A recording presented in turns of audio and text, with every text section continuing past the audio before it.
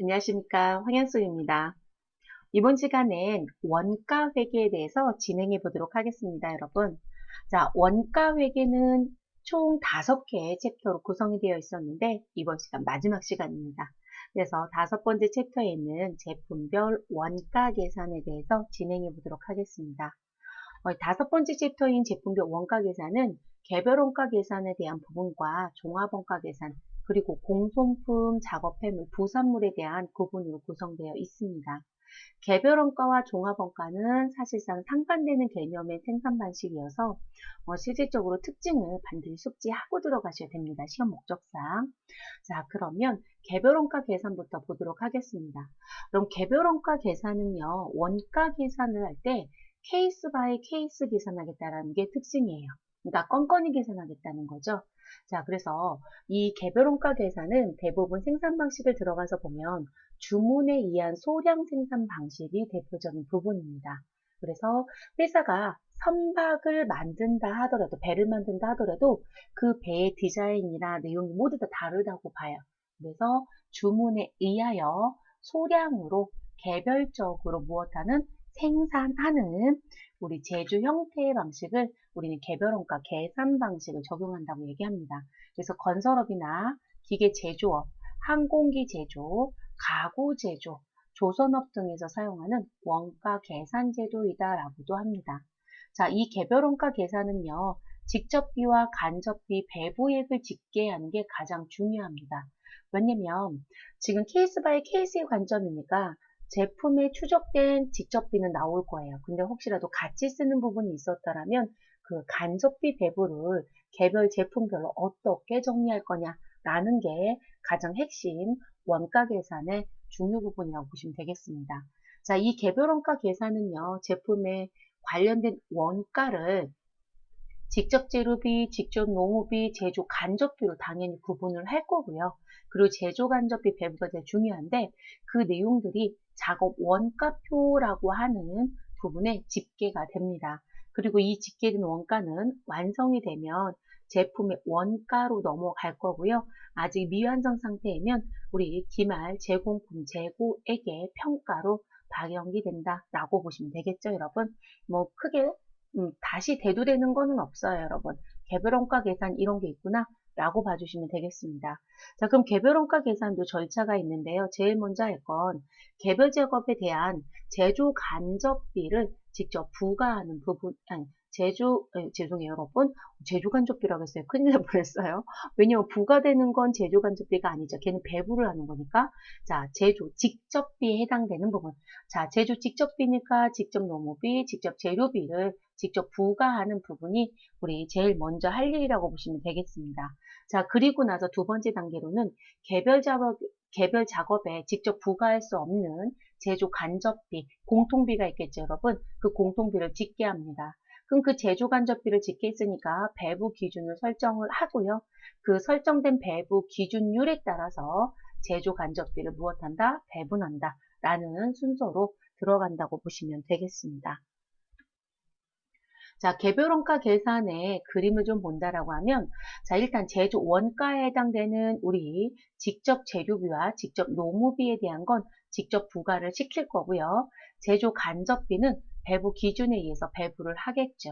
그럼 개별 작업이 회사가 자동차를 만드는데 주문 제작한다라고 했을 때 승용차, 트럭을 각각 따로 만들 거잖아요. 그러면 승용차와 트럭에 들어가는 재료나 노무비는 직접적으로 추적이 가능했던 거죠. 근데 그걸 만들기 위해서 썼던 공통비적으로 들어가는 뭐 감가상각비라든지 기계의 감가상각비라든지 그런 부분들은 안분이 필요하겠죠, 여러분. 그래서 승용차와 트럭에 우리 적합한 배부 기준에 의해서 배부를 합니다. 그럼 이제 이 부분이 작업 원가표에 가면 직접 재료비 얼마, 직접 노무비 얼마, 제조 간접비 얼마라고 해서 결론이 난다는 거죠. 그래서 완성된 부분은 단기 제품 제조 원가로 넘어갈 거고요. 미완성품은 기말 제공품 재고액 또는 기말 제공품 원가라는 것으로 금액이 남겨진다고 보시면 되겠습니다. 자, 개별원가 계산에 들어가면 우리는 실제 개별원가 계산과 정상 개별원가 계산을 접하게 됩니다. 여러분, 실제 개별원가 계산은 사후 원가 계산 방식입니다. 그래서 개별 작업에 실제로 발생된 직접 재료비, 직접 노무비, 자, 그리고 제조 간접비에 대한 부분을 무엇하겠다.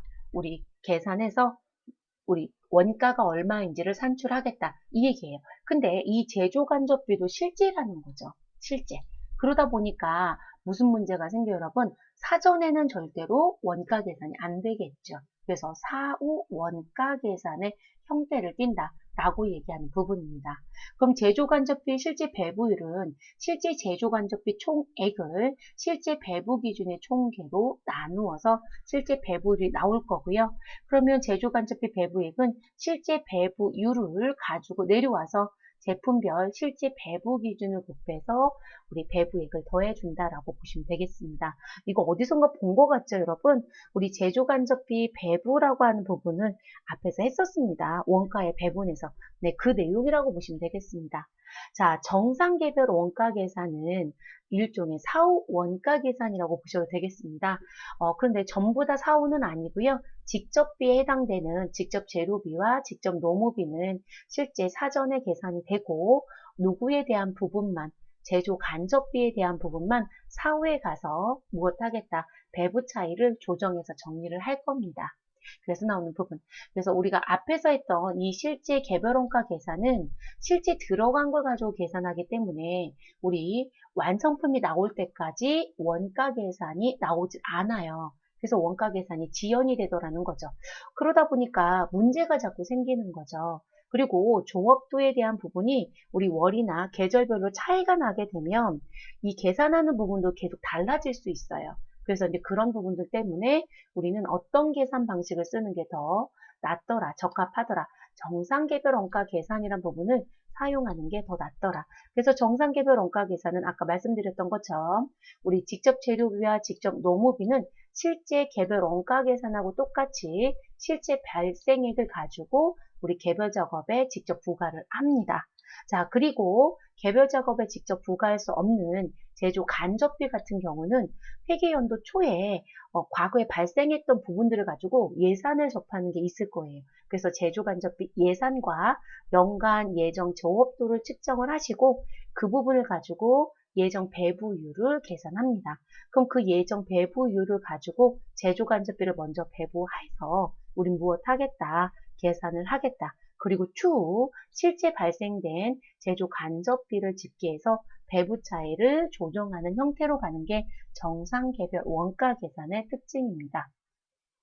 이 정상개별 원가 계산은 제가 아까 왜 배부 차이 얘기를 계속 강조하냐면 외부에 보고하는 재무제표는 실제 발생한 제조 간접비를 반영하셔야 되기 때문에 당연히 제조 간접비, 배부 차이에 대한 부분은 정리를 꼭 해야 된다는 거 알아두셔야 되는 부분입니다. 그리고 제조 간접비 배분은 우리 챕터 3의 원가의 배분에서 실제 수업이 진행됐던 부분이기 때문에 그 부분 참조해 주시면 좋겠습니다. 그래서 이제 요약표만 붙여드렸습니다. 자, 이 부분도 1단계, 2단계, 3단계 이렇게 단계별로 계산하는데요. 자, 제일 먼저 할 건 예정 배부율을 산출하는 게 제일 먼저 할 일입니다. 그래서 회계연도 연초에 무엇하겠다? 제조간접비 예정 배부율을 계산해라. 자, 예정 배부율 계산은 예정 제조간접비 총액을 예정 배부 기준의 총계로 나눠서 예정 배부율이 나오겠죠. 자, 그럼 요걸 기준으로 우리는 실제 조업도에 따라 배부액을 계산합니다. 그래서 제조간접비 예정 배부액은 위에서 계산한 예정 배부율을 가지고 내려오고요. 이 부분에 제품별 실제 배부 기준을 곱해서 예정 배부액을 계산합니다. 자, 추후에 제조간접비 실제 발생액 반드시 집계하고요. 예정 배부액과 실제 발생액의 배부 차이에 대한 부분은 계산합니다. 그 다음 마지막 단계로 회계연도 말에 이 배부 차이에 대한 제조간접비 배부 차이에 대한 부분은 조정합니다. 그래서 우리는 비례배분법으로 조정할 건지 매출 원가법을 쓸 건지 영업의 손익법을 쓸 건지에 따라서 우린 조금 달라지는 부분이 등장하겠죠, 여러분. 그렇게 순서가 정해져 있는 부분입니다. 종합원가 계산으로 이제 넘어가 보겠습니다. 자, 종합원가 계산이라고 하는 부분은 주문의 소량 생산 방식이 아니고요. 우리는 연속적인 대량 생산 방식, 그래서 공산품이 대체적으로 이 부분에 다 들어옵니다. 그래서 동종 제품을 무엇한다? 연속적으로 대량 생산하는 원가 계산의 방식이 종합 원가 계산 방식이다 라고 보시면 됩니다. 그래서 뭐 방지, 정유, 식품 가공하는 회사, 제지나 제분업 등에서는 이 종합원가 계산 방식을 사용하고 있다라고 보시면 되겠습니다. 이 종합원가 계산은요, 원가 계산 기간별로 원가를 일단 집계를 하고요. 자, 일정한 원가 계산 기간 동안 발생한 총 제조 원가를 그 기간에 만들어진 완성품 한상량으로 나누어서 제품의 단위당 원가를 계산해서 기말에 남겨져 있는 기말 재고 원가와 단기 완성품 원가가 얼마로 계산이 되는지를 하는 원가 계산이라고 보시면 되겠습니다. 그러면 우리는 이제 원가 계산하기 전에요. 이 종합원가 계산도 종류가 다양해요. 그래서 종류를 먼저 보고 갈게요. 자, 단순 종합원가 계산이라는 게 있습니다. 자, 단순이라는 건 여러분, 단일 공정에서 단일 제품을 연속적으로 생산하는 형태의 원가 계산 방법입니다. 대표적으로 얼음이나 벽돌 제조업의 회사가 단순 종합원가 계산입니다. 우리 얼음 같은 경우 여러분, 일정한 용기에 물만 채워서 계속 얼려서 납품하는 형태예요. 판매하는 형태. 그러다 보니까 단순 종합원가 계산이 가능하죠. 자, 공정별 종합원가 계산은 공정이 2개 이상입니다. 1공정이 끝나면 2공정으로 넘어가고요. 2공정에서 완성이 되면 3공정으로, 3공정이 끝나면 4공정으로 이렇게 2개 이상의 제조 공정을 통해서 동일 종류의 제품을 연속적으로 대량 생산하고 있는 형태에서 사용하고 있는 원가 계산 방법을 공정별 종합원가 계산이라고 합니다. 그래서 제지나 제당업이 가장 대표적인 방식이다라고, 대표적인 생산 방식이다라고 보시면 되겠습니다. 자, 그리고 이제 조별 종합원가 계산이 있습니다. 조별. 자, 조별은 제품이 하나가 아니고요. 2종 제품을 연속적으로 대량 생산하는 경우에 제품의 종류마다 조를 설정해서 조별로 원가 계산을 하는 방법을 조별 종합원가 계산이라고 합니다. 그래서 자동차 제조라든지 통조림 제조업은 조별 종합원가 계산을 사용하고 있다라고 봐주시면 되겠습니다. 자, 등급별 종합원가 계산입니다. 등급. 여러분, 등급은요, 1등급, 2등급, 3등급 이런 식의 관점이에요. 그래서 동일한 재료를 투입을 해요. 자, 그래서 동일한 재료를 동일한 공정에서 우리 계속적으로 생산을 합니다. 그런데 규격이라든지 모양 또는 무게, 품질이 서로 다른 제품들에 대한 부분을 생산할 때 사용하는 원가 계산 방법입니다. 자, 그러면 이 부분에 나오는 게 정유나 제화업이 대부분 들어올 수 있다고 합니다. 우리 실질적으로 본 규격이나 모양이나 무게나 품질에 따라서 이게 달라지는 이유가 뭐냐면 우리가 일반적으로 똑같이 생산은 하지만 우리 규격 사이즈라든지 크기 또는 우리 질이 달라질 수가 있잖아요. 연마나 형태에 따라서. 그래서 이제 그 부분들을 등급별로 얘기를 하는 거예요. 등급별. 그래서 우리가 1등급, 2등급, 3등급 또는 무게에 따라서도 다르게 팔 수 있고요. 그런 식의 관점입니다. 자, 연산품 종합원가 계산 또는 결합원가 계산이라고도 합니다. 자, 이 부분은요. 투입되는 재료가 하나라는 경우가 되게 많아요. 자, 그래서 동일한 재료를 사용하고 동일한 공정을 거쳐서 생산이 되고 있는데 나오는 제품은 서로 다른 2종류 이상의 제품이 생산이 되더라. 그래서 실질적으로 이 연산품 종합원가 계산을 해보면 어떤 형태가 되냐면 일반적으로 여러분 우리가 투입하는 게 하나가 아니라 여러 개일 건데 이쪽은 투입하는 게 하나이고요. 제품이 실제 다수가 나오는 부분이에요. 그래서 투입하는 형태를 놓고 봤더니 역삼각형의 형태가 나올 수 있다라고 얘기해요. 그럼 투입은 하나인데 제품은 위로 갈수록 많아진다는 형태가 나온다는 거죠. 그래서 그런 걸 연산품 또는 결합원가 계산이다 라고 얘기합니다. 정유업이나 정육업이 대표적인 부분입니다. 내가 소 한 마리를 잡았더니 그럼 소는 하나예요. 그럼 여러분 우리 투입된 건 한 가지죠. 그런데 우리는 고기도 팔고 가죽도 팔고 뼈도 팔고 내장도 팔고 이런 그럼 판매하는 제품이 아주 다양해지는 거잖아요. 그럼 정유도 똑같죠. 원유를 투입해서 석유, 휘발유 뭐 이런 게 등등등등 나오잖아요. 그런 식의 관점이라고 보시면 되겠습니다. 그래서 종합원가 계산의 종류는 이렇게 다양하더라 라고 알아두시면 됩니다. 자, 종합원가 계산의 절차입니다. 이 절차대로 실제 계산이 되고요. 우리가 실제 이 계산을 1단계부터 5단계까지 다 하실 필요는 없어요. 필요한 부분에 대한 것만 산출을 해서 시험을 봐주시면 되겠습니다. 근데 흐름은 항상 물어보기 때문에 알아두셔야 되겠죠. 제일 먼저 여러분이 하셔야 되는 건 물량 흐름의 파악입니다. 아, 물량 흐름 파악이 뭔가요? 그 얘기는 나 기초는 얼마 가지고 있었고 그 중에 단기에 착수해서 투입된 건 얼마가 있고 완성된 건 얼마이고 남겨져 있는 기말은 얼마인지에 대한 걸 파악하는 걸 물량 흐름의 파악이라고 얘기합니다. 자, 물량 흐름 파악이 끝나지게 되면 우리는 투입된 원가가 있을 겁니다. 자, 그래서 그 투입된 원가 요소별 완성품 환상량을 계산합니다. 자, 그리고 세 번째 단계는 환상량 계산이 끝났다라면 원가 요소별로 발생된 원가를 집계 합니다. 그러면 원가도 집계했고 완성품 환상량도 계산했으니 우리는 단가를 계산하시면 되죠. 그래서 원가 요소별로 완성품 환상량 단위당 원가를 산출합니다. 자, 그럼 단가를 산출했으니까 우리는 이 단가에 수량을 곱해서 우리 완성품 제조 원가와 기말 제공품 원가를 계산해서 마무리를 한다고 보시면 되겠습니다. 이게 종합원가 계산의 우리 무엇이다? 절차입니다. 자, 종합원가 계산을 하려고 보니까 완성품 환상량이라는 게 필요하다는 게 나왔어요. 그럼 저 완성품 환상량은 어떤 의미인지를 좀 보고 들어가야 되겠죠. 그래서 교재에 그 다음에 등장하는 게 완성품 환상량입니다. 자, 완성품 환상량이라고 하는 부분은 내가 일정한 기간에 투입한 그 원가에 대한 부분을 놓고 봤을 때 그 제품만 생산했다라면 나는 완성이 되었을 것이다 라는 것으로 나타내는 수치를 우리 완성품 환상량이라고 해요. 그럼 이게 왜 필요하냐고요? 자, 종합원가 계산에서는 완성품 환상량을 기준으로 완성된 완성품과 남겨져 있는 기말 제공품의 원가를 계산하기 때문에 그래요. 그래서 얘를 기준으로 원가를 무엇하고 있다? 완성품과 기말 제공품에 배부하기 때문에 완성품 환상량을 계산할 수 있어야 되는 부분입니다. 자, 그럼 완성품, 기말 제공품이라고 해서 대변에 나와져 있는 부분을 본다면 완성품은 여러분 완성된 거니까 완성도가 몇 프로? 100%겠죠. 그래서 당해 생산 공정에서 생산이 완료된 것을 우리는 완성품이라고 하고요. 이 부분은 대체적으로 들어가서 보면 완성도가 몇 프로이다? 100%입니다. 그래서 재료는 당연히 투입이 됐고요.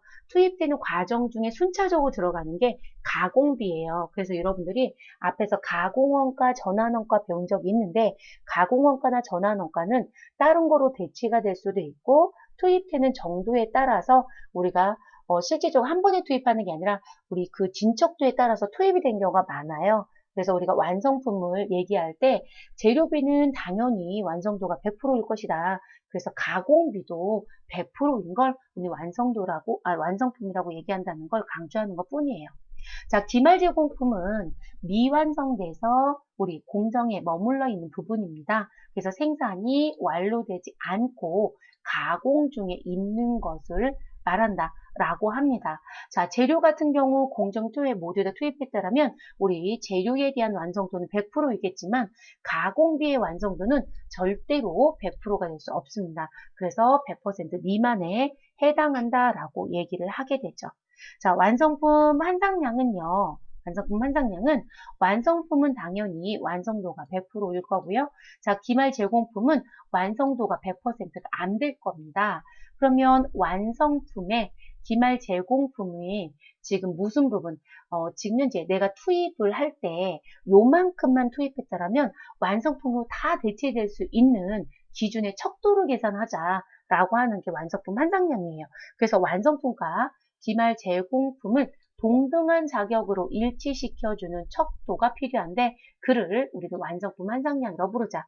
자, 그래서 완성품에 대한 완성품 환상량은 완성품 수량의 완성도를 곱해서 근데 여러분 우리 완성품은 완성도가 100%이고요. 기말 제공품만 완성도가 100%가 되지 않겠죠. 그래서 이제 그렇게 정리가 됩니다. 그러니까 계산하는 건 똑같다는 거예요. 다만 완성품은 항상 완성도가 몇 프로?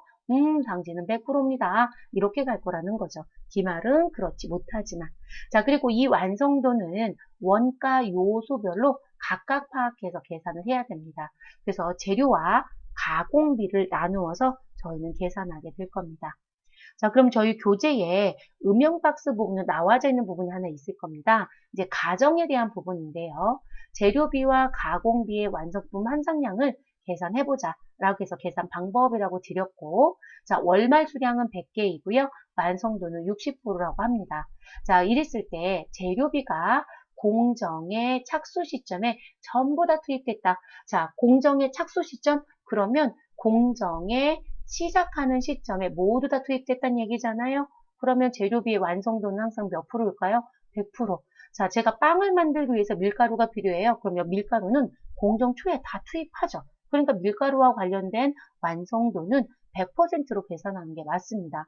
자, 그렇게 됐을 때 우리 월말 제공품 완성품 한상량에 대해서 재료비를 계산한다면 재료비는 100개 곱하기 100%에서 100개는 모두 다 완성될 것처럼 본다는 거죠. 왜냐면 더 이상 투입될 재료비가 없다라는 얘기예요. 자, 그런데 재료비가 제조 진행에 따라 투입한다. 그러니까 우리가 순서적으로 넣을 수도 있는 거잖아요. 자동차 회사에서 여러분 처음부터 공정에다가 모든 자재를 다 넣지 않죠. 공정별로 하는 작업이 다르잖아요. 그럼 처음에는 철판을 조립하고 그 다음에 유리창을 끼우고 이런 식의 순서가 있기 때문에 제조 진행에 따라 투입이 된다는 게 맞습니다. 그럴 수 있다는 거죠. 그러면 주어져 있는 완성도를 적용합니다. 자, 우리가 실제 일을 한다면 완성도를 파악해야 되겠지만 무슨 부분은 우리가 시험을 볼 때는 시험지에 완성도가 몇 %다라고 주어질 거라는 거죠. 자, 위에처럼 완성도 60% 상태이다. 그러면 재료비에 대한 월말 제공품 완성품 한상량은 100개 곱하기 주어져 있는 60%를 곱해서 60개만 완성됐다고 볼 수 있다라고 얘기하겠죠. 자, 그리고 가공비는요, 항상 제조 진행에 따라서 투입하는 것으로 봅니다. 왜냐면 가공비는 우리 무슨 공정의 착수 시점인 초에 전부 다 투입하는 경우가 나올 수가 없어요, 여러분. 왜냐면 가공비는 누구와 누구의 합을 가공비라고 부르죠? 우리 직접 노무비와 제조 간접비의 합이잖아요. 그러니까 순차적으로 우리 완성도에 따라서 실제 투입되기 때문에 우리 실제 주어져 있는 완성도를 가져다가 그대로 정리하시면 되겠습니다. 그래서 3번은 2번에 있었던 재료비, 제조 진행에 따라 투입된다는 이 완성품 한상량 계산 방식과 똑같은 형태로 계산한다 라고 알아두시면 되겠습니다, 여러분. 자, 그러면 그 다음으로 넘어가 볼게요.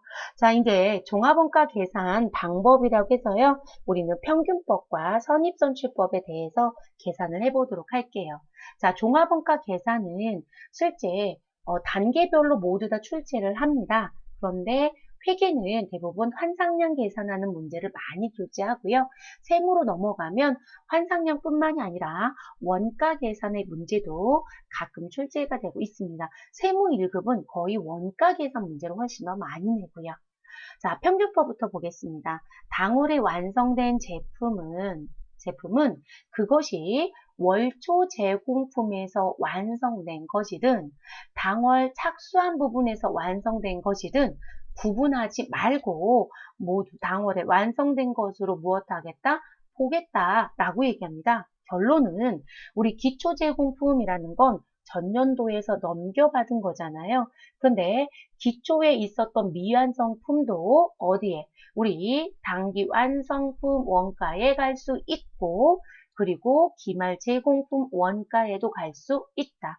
자, 그리고 단기에 투입된 원가, 발생 원가도 단기 완성품에도 무엇할 수 있고 갈 수 있고 어디에도 기말 제공품에도 갈 수 있다. 그럼 결론은 기초와 단기에 착수한 발생 원가인 두 개를 무엇해서 더해서 그래서 여기 혼합이라고 한 거고요. 더해서 무엇한다? 완성품과 제공품, 기말 제공품으로 구분한다. 이렇게 얘기하는 부분입니다. 그럼 단기 완성품은 단기 완성품 원가 또는 단기 제품 제조 원가를 의미하겠죠, 여러분. 그리고 기말 제공품은 기말 제공품 재고액인 원가를 의미한다고 봐주시면 되고요. 자, 그러면 계산의 의미를 좀 가져가 볼게요. 자, 이렇게 혼재돼서 들어온다고 했으니까요. 그 혼재된다는 걸 꼭 머릿속에 기억을 해주시고요. 자, 완성품 한상량부터 일단 본다라면 완성품 한상량은 당기 완성 수량, 당기 완성품 수량에 기말 제공품 한상량을 더해서 완성품 환상량이 나오게 됩니다. 그래서 여러분, 저는 이렇게도 계산하시라고 해요. 실제 계산을 할 때 필요한 원가 부분만 우리가 파악하면 되거든요. 그러면 이쪽이 실질적으로 제공품 계정으로 놓고 보면 차변이죠. 이쪽은 제공품 계정 놓고 봤을 때 대변이잖아요. 그러면 우리가 물량 흐름은 당연히 파악을 해놓지만 그 물량 흐름을 파악하면서 우리가 계산해야 될 부분이 우리 차변에 있는 건 무엇에 대한 부분들이 필요하다고 하냐면 평균법은 금액만 필요해요. 왜 금액이 필요해요? 하는데 수량은 사실상 대변에 있는 것만 갖고 계산하잖아요. 단기 완성 수량, 대변. 기말 제공품 한상량도 대변에 있는 거예요. 그래서 우리 차변에 있는 건 금액만 필요합니다. 그리고 대변은 누가 필요하고 수량에 대한 걸 파악하지 못하면 계산을 할 수가 없어요. 그래서 우리가 실제 계산을 할 때 어떻게 계산하자? 근금수수의 형태로 파악을 해놓고 계산을 해라 라고 말씀을 대부분 드려요. 그래야 기말 제공품 원가까지 갔을 때 필요한 걸 금방 찾아낼 수 있습니다. 그럼 대변에 대한 건 제가 수량만 봐달라고 했으니까 단기 완성 수량에 기말 제공품 환상량을 더해서 완성품 환상량 계산이 되어집니다. 그럼 완성품 환상량 단위당 원가는 기초 제공품 원가 더하기 단기 발생 원가라고 하는 투입 원가를 더해서 완성품 환상량으로 무엇한다? 나누면 단위당 원가가 나오게 됩니다. 그럼 여러분 차변도 다 썼고 대변도 다 썼죠? 자, 그리고 나서 이제 기말 제공품 원가 계산은 어떻게 하냐라고 한다면 위에서 계산된 완성품 환상량 단위당 원가에 기말 제공품 환상량을 곱해서 제공품 원가가 나옵니다. 자, 기말 제공품 원가가 나오면 당연히 나머지 금액은 단기 완성품 제조 원가로 넘어간다라고 보시면 되겠죠. 자, 그리고 기말 제공품 원가에 대한 평가는요, 반드시 직접 재료비와 가공비를 무엇해서 구분해서 계산하신 뒤 합산하는 게 맞습니다. 왜냐하면 재료비와 가공비에 우리 환상량을 계산할 때 완성도가 다를 수 있잖아요. 그렇기 때문에 각각 계산해서 합산하시는 게 맞습니다. 자, 이게 평균법의 계산의 형태입니다. 그러면 교재에 나와 있는 예제를 가지고 우리 계산 한번 해볼게요. 자, 다음 자료를 보고 평균법에 의한 완성품 원가와 월말 제공품 원가를 계산해 달라고 했습니다. 자, 기초 제공품은 현재 1000개, 가공비 진척도는 50%이고요. 재료비 48,000원, 가공비 6,000원이라고 되어 있습니다. 자, 단기에 투입된 건 7만 개이고요. 재료비와 가공비 각각 39만 2천원과 15만 원이 있습니다. 자, 기말 제공품은 2만 개인데 가공비의 진척도는 25%라고 하네요. 자, 그리고 하단에 봤더니 재료비는 공정추에 전량 투입하였다. 그러면 우리 재료에 대한 완성도는 몇 %이다? 100%이다. 라고 보시면 되겠죠. 자, 그리고 가공비는 공정 전반에 걸쳐 균등하게 발생한대요. 그러면 우리는 진척도에 따라서 지속적인 투입이 이루어져야 되는 거죠. 그러면 여기서 주어져 있는 무엇을 가져간다? 요 진척도를 가져간다. 그럼 기말 제공품에 대한 진척도는 25%라는 걸 사용해야 되겠네요. 자, 그거 기준으로 이제 우리는 누구를 계산해보자? 1단계 물량 흐름이니까 물량 흐름부터 갑니다. 그럼 기초 제공품은 아까 10,000개, 단기에 투입한 건 70,000개, 기말 제공품은 20,000개. 그럼 물량 흐름은 제공품 계정 그려놓고 봤을 때요. 기초는 10,000개이고 완성도는 50%, 투입한 건 다른 말로 얘기하면 착수한 수량이죠. 착수는 70,000개. 그래서 차변에 실제 생산에 투입되어 있는 건 8만 개입니다. 그 중에 기말에 미완성으로 남겨져 있는 게 2만 개니까 완성된 수량은 몇 개가 된다? 6만 개라고 결론이 나겠죠. 자, 이렇게 물량 흐름 계산을 마무리했습니다.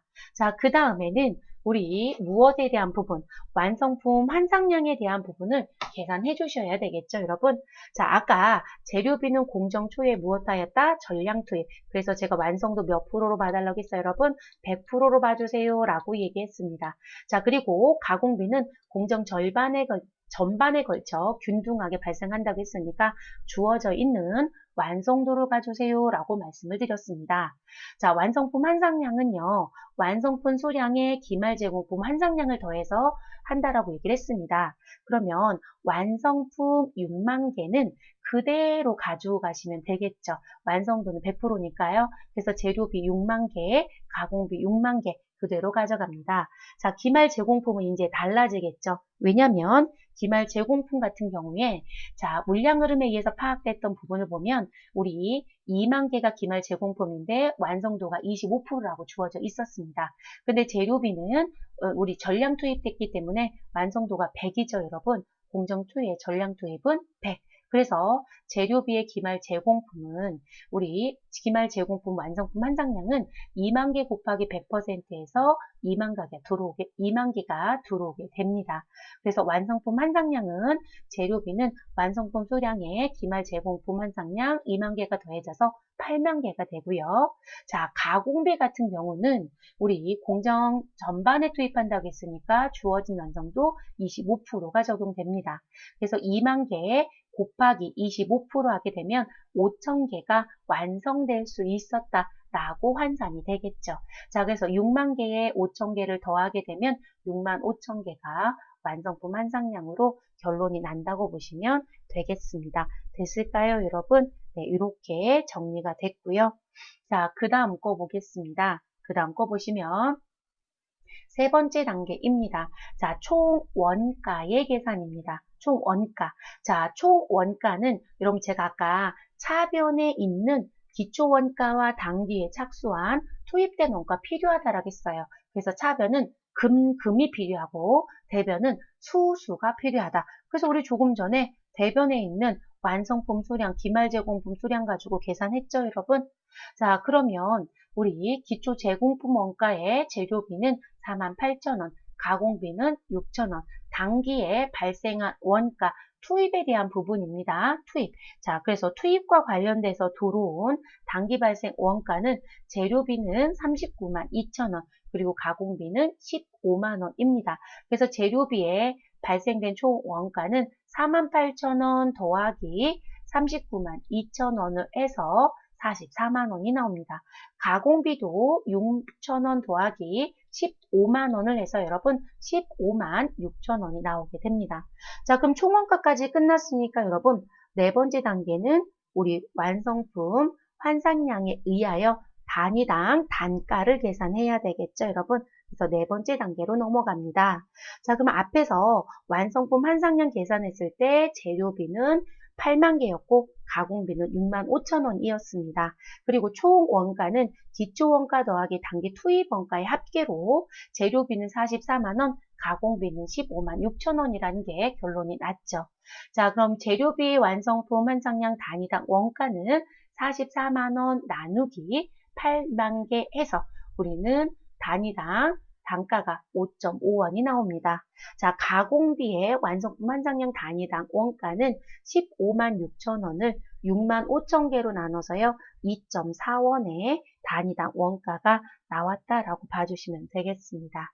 자, 이제 마지막 단계 뭐 계산하시면 돼요? 월말 제공품에 대한 원가를 계산하시면 되겠습니다. 또는 평가한다라고도 표현합니다. 자, 그러면 완성품 원가와 기말 제공품 원가가 있는데요. 완성품 원가는 우리 아까 완성된 수량, 재료비는 6만, 가공비, 우리 완성품 수량에 대해선 재료비하고 가공비 둘 다 6만 개고요. 기말 제공품 수량에 재료는 2만 개, 가공비는 5천 개로 환산이 됐었죠. 자, 그리고 완성품 환산량 단위당 원가는 재료비는 5.5, 가공비는 2.4.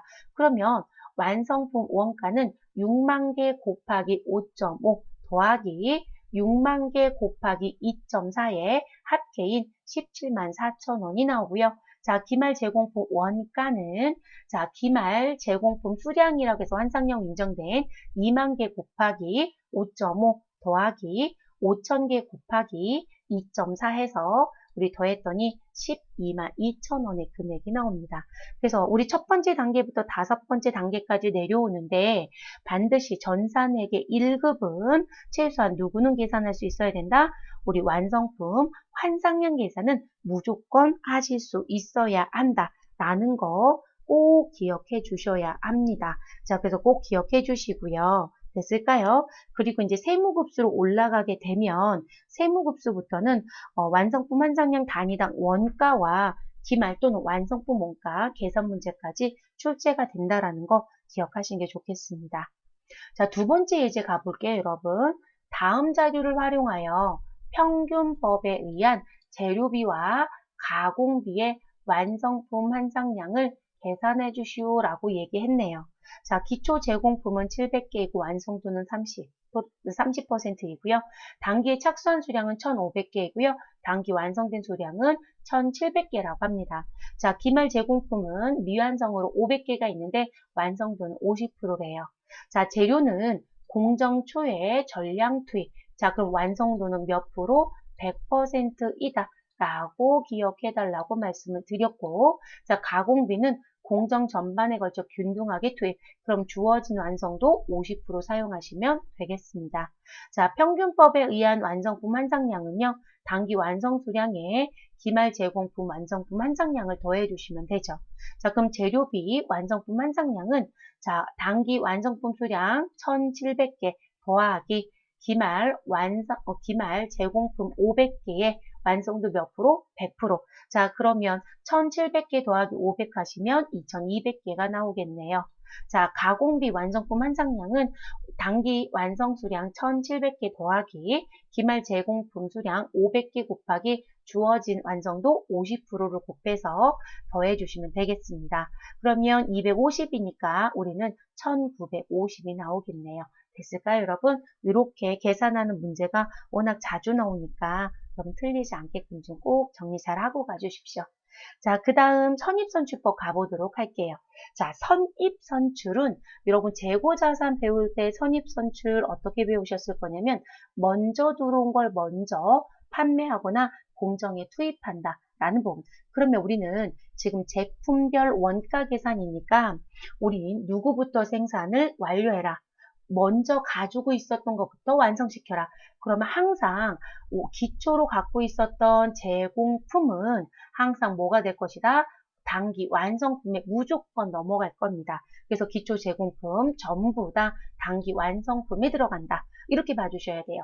그래서 월초 제공품을 우선적으로 가공하여 완성시키고 자, 당월에 착수한 거 단기 발생 원가라고 되어 있는 이 부분 착수에 대한 부분은 우리 무슨 부분에 완성품에도 갈 수 있고 기말 제공품에도 갈 수 있다. 이렇게 얘기합니다. 그래서 착수는 지금 완성과 미완성으로 구분될 수 있다라는 거죠. 됐을까요, 여러분? 자, 이렇게 정리되는 게 선입선출법입니다. 자, 그럼 선입선출법도 계산을 하실 때 우리가 끌고 가야 되는 게 있겠죠. 자, 그러면 제일 먼저 완성품 환상량을 계산해 보시면 이제 정리를 하는 게 나오는데요. 저는 요거는 아까 평균법을 계산할 땐 차변은 금액만 가지고 우리 정리하고 대변은 수량만 가지고 정리하자 이렇게 얘기했었어요. 물량 흐름 파악이 끝나면 자, 근데 선입선출법은요. 우리 기초에 대한 부분은 우리 무엇이 필요하다? 수량이 필요해요. 자, 그리고 단기에 발생한 원가는 금액이 필요합니다. 그러면 기초 제공품 원가도 금액이 필요하지 않아요? 다 완성으로 넘어갈 거예요. 그렇기 때문에 기초 제공품 원가 부분에 대해서는 뭔가의 안분의 계산이란 부분 자체가 필요하지 않다는 거죠. 어딘가로 나눠주는 행위는 필요하지 않기 때문에 기초 제공품 원가는 고스란히 단기 완성품에 넘어가기 때문에 발생 원가, 착수한 원가만 가지고 우리 완성품과 제공품에 나눠주는 행위만 해요, 여러분. 자, 그러면, 자, 수금이었어요. 그러면 대변은 단기 완성품 수량이 필요하고요.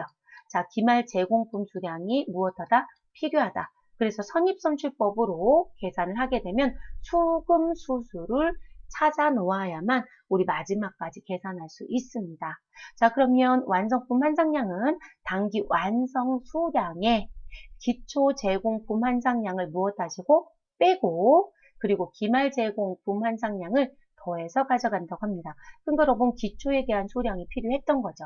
자, 이걸 다른 말로 바꿔서 얘기하면 자, 기초 제공품 수량 곱하기 1 마이너스 완성도. 자, 그 얘기 뭐냐면 제가 전년도에서 넘겨받을 때 완성을 30%만 해서 넘겨받았대 여러분. 그럼 기초 제공품은 전부 다 완성으로 넘어갈 거잖아요. 그럼 단기에 투입한 건 실제 몇 프로만 투입했을까요? 그럼 70%만 무엇하면 투입하면 실제 완성이 되지 않나요? 그래서 단기 완성품에는 기초하고 착수가 섞여 있는데 이 완성 수량은 지금 기초에서 넘겨받은 것과 단기에 착수했던 게 섞여 있는데 이 기초에서 넘겨온 부분은 그대로 가져오는 게 아니라 30은 벌써 완성이 되어 있었기 때문에 얼마만 70만 추가 계산하면 되겠죠. 그래서 1 마이너스 완성도란 표현을 쓰는 거예요. 그러면 제가 여기를 30으로 줬으니까 1 마이너스 30%, 그러면 우리는 70%만 투입한 게 되는 거죠.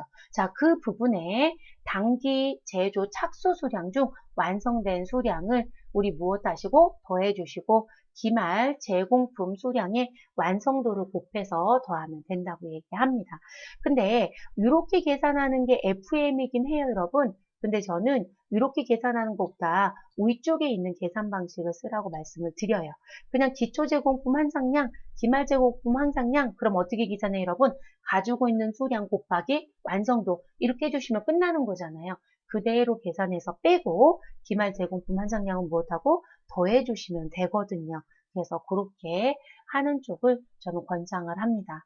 자, 이렇게 완성품 환상량이 계산이 끝나면 완성품 환상량 단위당 원가는 단기에 투입된 발생 원가만 가지고 완성품 환상량을 죄송해요 여러분, 단기에 투입된 발생된 원가만 가지고요. 우리 완성품 환상량을 나누어서 단위당 원가를 계산합니다. 이유는 기말 제공품에 가는 건 누구만 들어오면 돼요? 단기에 발생된 원가만 사실 들어오게 되죠.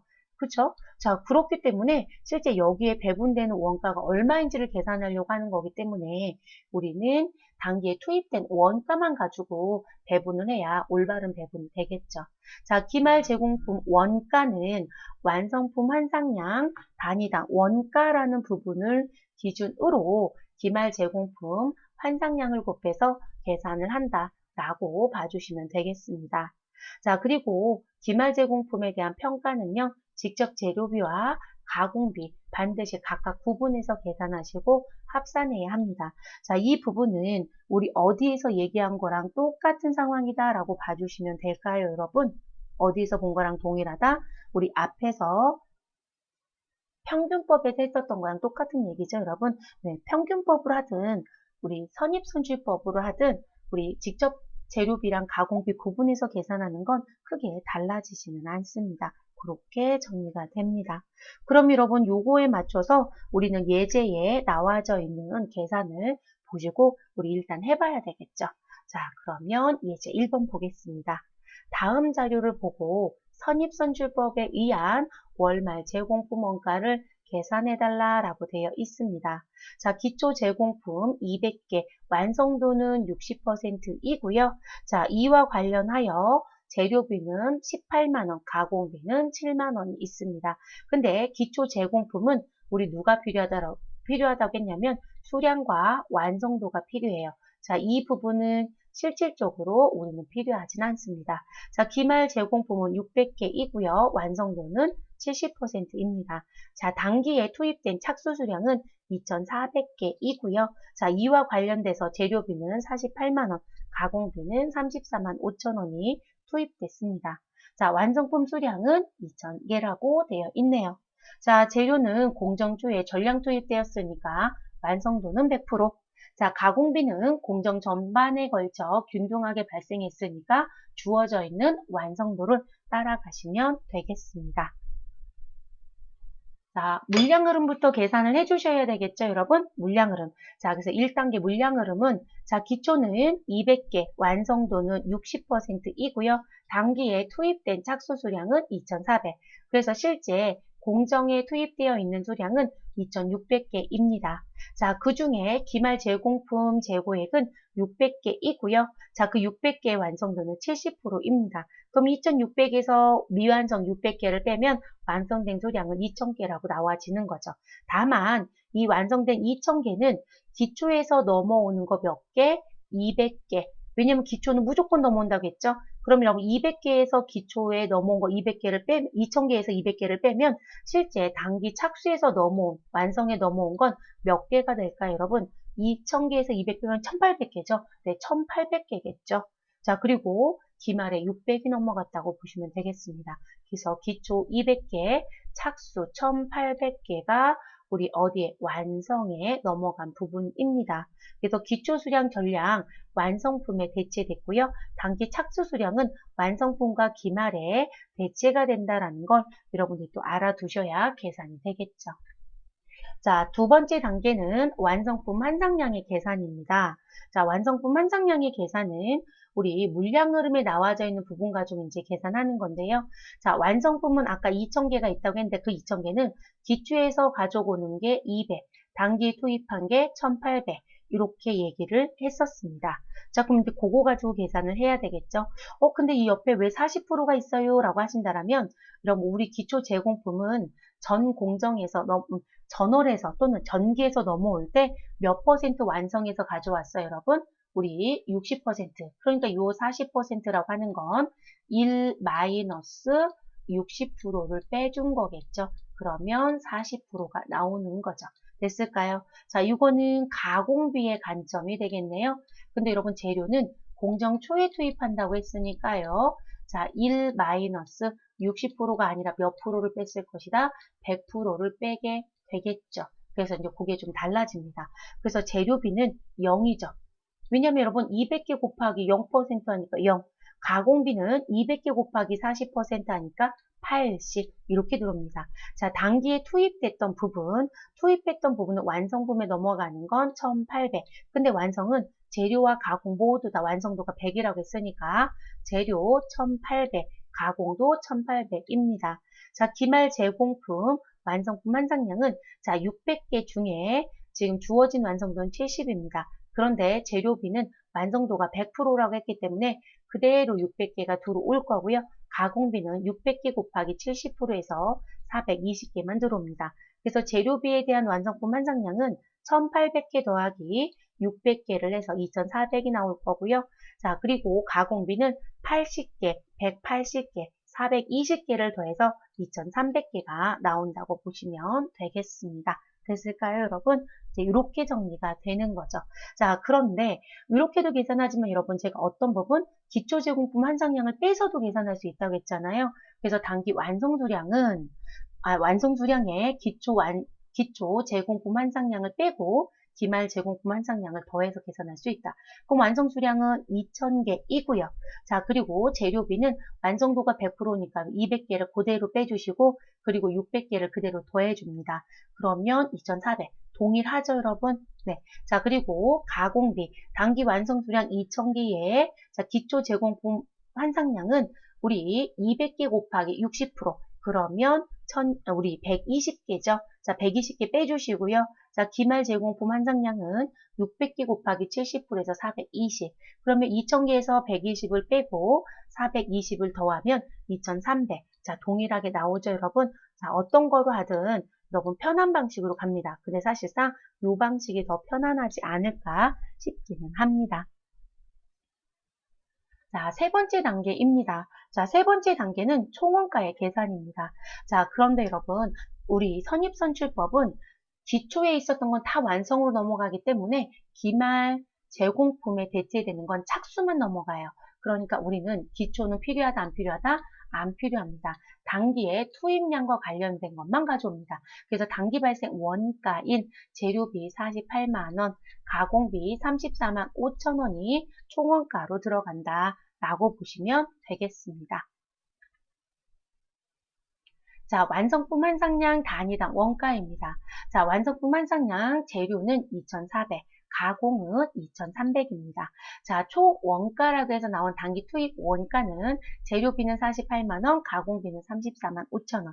자, 그러면 재료비의 완성품 한상량 단위당 원가는 재료비 48만원을 2,400으로 나누어서 단가가 나옵니다. 그래서 200원. 자, 가공비 완성품 한상량 단위당 원가는 가공비 34만 5천원을 2,300개로 나누어서 단가가 나오겠죠. 그래서 우리는 150원이 나오게 됩니다. 그럼 이제 마지막에 할 건 월말 제공품 평가겠네요. 자, 우리 기말의 제공품 수량 환상량으로 계산해야 되죠. 재료비는 600개고요. 가공비는 70%에 해당되는 420개를 가져와야 하고 완성품 환상량 단위당 원가 재료는 200원이었고 가공은 150원이었습니다. 자, 그럼 월말 제공품에 대한 평가는 자, 우리 무슨 부분? 재료비는 600개 곱하기 200원에서 12만원 더하기 가공비는 420개 곱하기 150원에서 6만 3천원이 나옵니다. 그럼 12만원에 6만 3천원 더해서 18만 3천원이 우리 월말 제공품에 대한 재고액이 되겠습니다. 또는 원가라는 표현도 사실 쓰기도 하죠, 여러분. 그래서 그렇게 정리가 되어집니다. 자, 두 번째 예제로 넘어갈게요, 여러분. 자, 두 번째 예제는 앞에 평균법처럼 똑같이 완성품 한상량 계산 문제이네요. 자, 재료는 공정 초기에 모두 발생. 자, 그러면 완성도는 몇 프로이다? 100%이다. 가공비는 공정이 진행됨에 따라 균등하게 발생. 그러면 주어져 있는 완성도, 여기 30%, 40%이 완성도를 따라가시면 되겠습니다. 자, 이랬을 경우 다음 자료에 의하여 재료비의 완성품 한상량을 계산해 달라고 합니다. 그럼 재료비 완성품 한상량은 단기 완성품 수량에 기말 제공품 완성품 한상량을 더하고 기초 제공품 완성품 한상량을 뺍니다. 뭐 순서가 바뀌어도 상관없죠, 여러분. 그러면 완성품 수량은 4,000개입니다. 4,000개. 그래서 4,000개 더하기 우리 1,000개 곱하기 재료비니까 100% 마이너스 2,000개 곱하기 100%에서 우리 완성품 한상량에 대한 부분은 3,000개가 들어옵니다. 그리고 여러분 제가 여기 지문은 안 읽어드렸지만 이 회사는 선입선출법을 적용해서 평가해달라고 했으니까 우리는 이 공식대로 계산한 거겠죠. 그래서 환상량 계산 문제 자주 출제됩니다. 모든 급수에 자주. 그리고 이제 세무로 가면 우리 무슨 부분 단가라든지 기말 제공품에 대한 원가 계산으로 이제 문제가 조금 더 넓어진다고 보시면 되겠습니다. 자, 우리 팁박스가 있어요. 평균법과 선입선출법의 특징. 자, 기초 제공품 원가가 없다면 평균법과 선입선출법은 동일하대요. 그렇죠, 여러분? 왜냐면 기초 제공품에 대한 금액을 모두 다 더해서 우리 계산하겠다? 평균법. 선입선출법은 더하는 게 아니라 우리 기초를 빼잖아요. 근데 그 부분이 차이가 없다라고 한다라고 하면 실제 그 금액이 없다라고 한다라면 우리는 실질적으로 더하는 건 똑같잖아요. 완성품 수량에 누구를 더해요, 여러분? 완성품 수량에 기말 제공품 한상량을 더하는 거기 때문에 실질적으로 기초 제공품 원가가 없으면 우리는 둘 다 동일한 금액이 산출될 수밖에 없습니다. 자, 평균법은요. 기초 제공품도 단기 투입분으로 보아서 완성품 한상량을 계산하기 때문에 아주 간단한 방법입니다. 자, 그런 반면에 선입선출법은 기초 제공품 원가와 단기 발생 원가를 구분해서 작업하기 때문에 계산 과정이 평균법보다 복잡하다라는 게 또 하나의 특징이죠. 자, 이 1번 같은 경우는 너무 자주 물어보는 부분이어서 여러분 기억을 좀 하셔야 되는 부분입니다. 자, 개별 원가 계산과 종합 원가 계산에 비교 차트가 있습니다. 자, 우리 앞에 계산도 당연히 나오지만 사지선다 문제 풀다 보면 여러분 이 두 개를 비교해서 다른 점 찾기 또는 어디에 해당되는 겁니까? 라는 문제가 정말 많이 출제가 돼요. 그래서 꼭 기억해 주시기 바랍니다. 자, 생산 형태를 놓고 봤더니 종합원가 계산은 동종 제품의 연속 대량 생산 방식을 할 때 사용하는 원가 계산입니다. 자, 그런 반면에 개별원가 계산은요. 개별원가 계산은 요 계자가 이상하게 됐네요, 여러분. 우리 개별은 요 개별이 맞겠죠, 여러분? 자, 그래서 개별 원가 계산은요, 고객 주문에 따라서 제품을 생산하는 주문 생산 형태의 방식입니다. 그래서 다음 중 개별 원가 계산에 속하는 이런 문제가 들어오면 주문자가 붙으면 무조건 개별로 봐주시면 좋겠습니다. 자, 적용 대상 업종에 가서 봤더니 종합 원가 계산은 정유, 제분, 제당, 방지, 철강, 제지업, 화학제품 제조업에서 대부분 쓰고 있고요. 개별 원가 계산 같은 경우는 우리 건설업이나 조선이나 인쇄, 인쇄가 왜 들어와요? 라고 하는데 인쇄도 대부분 여러분 주문 생산하는 형태예요. 그냥 찍어내는 게 아니니까요. 그리고 기계 제작이라든지 항공기 제조, 우리 회계 서비스업도 개별 원가로 들어올 수 있다고 얘기합니다. 자, 종합원가 계산의 제조지시서는 계속 제조지시서입니다. 왜 계속자가 붙어요? 라고 하신다면 연속 대량 생산이기 때문에 실질적으로 수량만 대부분 바뀐다고 보셔야 해요. 그래서 한번 만들어져 있는 부분에 수량만 계속 바뀝니다. 노트 생산으로 대부분 하기 때문에 그 노트의 수량만 바뀐다고 보시면 되고요. 자, 근데 개별원가 계산은 특정 제조 지시서입니다. 왜냐하면 케이스 바이 케이스 내용이 다 다르기 때문에 그 제품에 관련된 제조 지시서가 나오겠죠. 그래서 이런 표현을 사용한다라고 봐주시면 되겠습니다. 자, 원가 계산 방법의 종합원가 계산은요, 공정별, 기간별로 원가 계산을 하기 때문에 직접 재료비와 가공비의 구분이 중요하고요. 그거와 더불어 완성품 한상량의 계산을 하지 못한다라면 아예 원가 계산이 되지 않습니다. 그래서 재료비와 가공비의 구분, 완성품 한상량의 계산이 무엇하다? 중요하다. 자, 그런 반면 개별 원가 계산은 제조 지시서별로 원가를 합계를 해서 끝내는 부분이기 때문에 직접비와 누구의 구분이 간접비의 부분이 중요하고요. 그리고 제조 간접비의 배부가 중요하게 됩니다. 그렇죠. 배부 기준 무엇을 가지고 어디다 배부하냐에 따라서 제품별 원가가 달라질 수 있기 때문에 그렇겠죠. 자, 기말 제공품의 평가라는 부분이 들어옵니다. 자, 기말 제공품의 평가는 우리 제조 원가에 대한 부분을 완성품 원가와 기말 제공품 원가로 배분하는 부분이잖아요. 그렇기 때문에 기말 제공품, 완성품 한상량의 우리 단위당 원가를 곱해서 계산을 하는 게 기말 제공품의 재고액 또는 평가라고 합니다. 자, 개별 원가 계산은 제조 지시별로 원가를 계산해서요. 미완성된 제조 지시서가 기말 제공품에 집계된다고 봐주시면 되겠습니다. 그러니까 여기는 그냥 제조 지시서별 미완성에 대한 것만 집계해 주시면 되겠습니다. 자, 종합원가 계산의 완성품 단위당 원가. 자, 이거는 완성품 제조 원가를 완성 수량으로 나눠서 나온 게 완성품 단위당 원가라고 하겠죠. 자, 그리고 이 완성품 제조 원가는 기초 제공품 원가에 단기 제조에 투입된 부분을 더하고 기말 제공품 원가를 빼서 나온 부분의 내용이라고 봐야 되겠죠, 여러분. 자, 개별 원가 계산 같은 경우는요. 완성된 제품의 개별 원가 계산 자료에 합계를 가지고 우리 완성 수량으로 나누어서 계산이 된다고 보시면 되겠습니다. 자, 원가 계산의 정확성을 본다라면 종합원가 계산은 묶어서 계산하는 방식이기 때문에 상대적이란 건 개별 원가를 기준으로 정확성이 무엇한다? 떨어진다고 얘기합니다. 자, 그런 반면 개별 원가 계산은 제품별로 케이스 바이 케이스 원가 계산을 하기 때문에 정확한 원가 계산이 가능하다고 얘기합니다. 자, 이 원가 계산에 투입되는 비용을 봤더니요. 자, 얘는 묶어서 계산할 수 있기 때문에 상대적으로 덜 복잡하고 비용이 많이 들지 않는다는 장점이 있습니다. 자, 개별 원가 계산은 상세한 기록이 필요하죠. 그쵸? 케이스 바이 케이스 다 나눠서 가야 되니까 그리고 제조 간접비 배부도 중요할 거고요. 그래서 기록이 필요하기 때문에 원가 계산 비용이 많이 들어간다는 게 단점으로 또 작용이 되어집니다. 자, 보고서식을 봤을 때 종합원가 계산은 제조 원가 보고서라는 거로 보고를 하게 되고요. 개별 원가 계산은 작업 원가표라는 것으로 보고를 하게 됩니다. 자, 팁박스에 보시면 제조 원가 계산의 구분이라는 게 있어요. 자, 우리 개별 원가 계산은요. 제조 간접비 배부가 중요했던 거예요. 그쵸? 직접비와 간접비를 구분해서 그 간접비인 제조 간접비 배부가 어떻게 되냐에 따라서 제품별 원가가 달라지기 때문에 그게 중요했고요. 자, 그리고 우리는 그것 때문에 직접비인 직접 재료비, 직접 노무비와 제조 간접비로 구분해서 우리는 계산을 하고 있었습니다.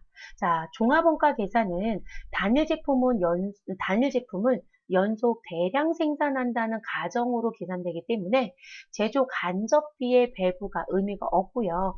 재료비와 가공비라는 걸 구분해서 완성품 한상량을 계산해서 계산하는 게 제조 원가 계산에서 중요한 부분으로 차지하고 있습니다. 그거에 대한 거 한 번 더 점검이라고 봐주시면 되겠습니다. 자, 그 다음 넘어가 볼게요, 여러분. 자, 그 다음에 넘어가시면 예제 문제가 하나 더 있고요. 공손품으로 들어갈게요. 자, 우리 교재 박스에 있었던 걸 이런 식의 문제로 출제가 된 겁니다. 자, 종합원가 계산 방법과 개별원가 계산 방법에 대한 내용으로 우리 가장 옳지 않은 것은 이라고 봐주십시오. 그래서 가장 옳지 않은 것. 자, 핵심 과제를 놓고 봤더니 종합원가 계산의 방법은 완성품 한상량의 계산이다. 개별원가 계산의 방법은 제조 간접비 배부에 있다. 맞습니다. 자, 업종은 우리 종합원가 계산은 대량 생산 방식이니까 식품 제조업, 개별원가 계산은 주문 제작 방식이니까 조선업. 자, 원가 집계는 종합원가 계산에 대한 건 개별 작업별로 집계한다? 여러분, 이게 이쪽으로 가야 되지 않아요? 그쵸? 개별 작업별로 집계하는 건 개별 원가 계산이고요. 공정 및 부문별로 집계하는 건 종합원가 계산에 속합니다. 3번이 잘못됐네요. 자, 그 다음 장점. 자, 경제성 및 편리함. 그렇죠. 편리합니다. 간단하다라고 됐고요. 자, 개별 원가 계산은 정확한 원가 계산은 된다. 그런 반면에 단점을 얘기하면 여러분, 우리는 많은 비용이 들어갈 거라고 말씀을 드렸었죠. 그래서 답은 3번이 되어집니다. 자, 그러면 그 다음 거 들어가 볼게요. 이제 마지막이겠죠, 여러분. 자, 공손품과 작업 폐물과 부산물의 구분입니다. 이번 강좌도 강좌가 조금 길죠, 여러분. 그래서 강좌를 조금 끊어서 들으셔도 괜찮을 것 같습니다. 자, 공손품이라고 하는 부분은요, 공손이란 건 일종의 분량이에요, 여러분. 그래서 재료의 분량이라든지 우리 작업을 하는 종업원의 미숙, 그래서 작업 기술의 미숙이라든지 기계 등의 정비 불량에 의해서 가공 과정에서 실패한 불합격품을 우리는 뭐라고 부르자? 공손이라고 부르자. 자, 그럼 공손된 물량이 이미 투입된 원가를 어떻게 처리할 건가에 대한 문제가 분명히 발생이 될 거고요. 그리고 이 공손이 왜 나왔는지도 반드시 정리를 하셔야 되고, 그리고 공손이 발견되는 시점에 따라서 어디로 대체할 건지에 대한 것도 달라질 수 있습니다. 그래서 일반적인 처리 기준은 공손의 발생 원인과 발생 시점에 따라서 대부분 처리를 하고 있더라 라고 얘기를 합니다. 그러면 박스를 좀 보겠습니다. 자, 그래서 정상적인 공손과 비정상적인 공손으로 나눠서 정상적인 공손은 원가성이 있는 공손이에요. 자, 그럼 이 부분은 제품의 원가로 처리하는 게 맞고요. 다만 기말 제공품이 검사 시점을 통과했다라면 우리가 실제 생산을 이렇게 계속하고 있는데 우리가 검사를 언제 했느냐라는 걸 봐야 되잖아요. 그래서 우리는 지금 현재 30% 완성도에서 검사를 했다라고 얘기합니다. 그러면 기말 제공품의 완성도가 지금 현재 50이었다라고 하면 여러분, 우리 검사를 이때 했었다라면 실제 검사를 통과한 거죠, 여러분. 이해되셨을까요? 그래서 기말 제공품이 검사 시점에 통과가 됐다라면 우리는 완성품과 기말 제공품에 배부해 주시면 되고요. 그런데 이 정상적인 공손이 검사라는 시점이 30%인데 우리 지금 현재 완성도라고 했었던 부분이 이 자리가 20%였다라고 하면 기말 제공품이 검사 시점을 통과하지 못한 거잖아요. 그러면 공손은 완성품에만 배부해서 정리하여야 합니다. 자, 비정상 공손은요, 기간 비용인 영업의 비용으로 처리하시고 마무리하시면 되겠습니다. 작업 폐물입니다. 자, 작업 폐물은요, 제품 제조 과정에서 발생한 잔폐물을 말합니다. 그러면 가구를 제작하고 있는 회사의 나무 토막이라든지 톱밥에 대한 이런 거를 우리는 잔폐물 또는 작업 폐물이라고 합니다.